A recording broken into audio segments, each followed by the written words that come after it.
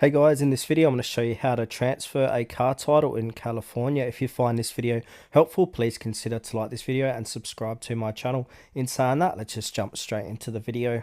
Alright, so what we need to do is complete the California certificate of title. So both the buyer and seller must fill out the back of the car title, which is the pink slip, and the seller fills out the vehicle mileage, odometer reading, date of sale, and signature and printed name. So the seller signs here and also here, and the buyer fills out full name of address and signature.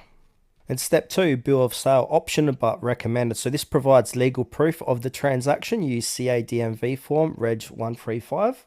Step number 3, Smog certificate if applicable. So required if the car is gasoline powered and over 4 model years old.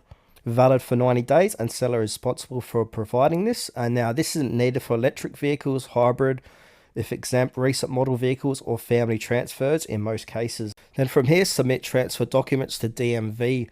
Buyers must submit within 10 days, so you can do this online, CA DMV title transfer, in person at any DMV office. You can also schedule that appointment to make it faster, or mail to this address.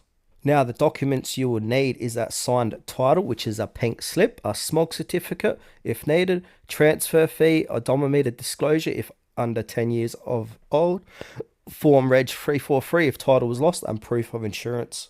And now the seller reports the sale. So seller must notify the DMV within 5 days of the sale using notice of transfer and release of liability, online CA, DMV, and RL submission. Now I've got some tips here. So double check spelling and VIN on the title. Keep a copy of everything you record, and consider going to a DMV partner or AAA if you're a member for faster service.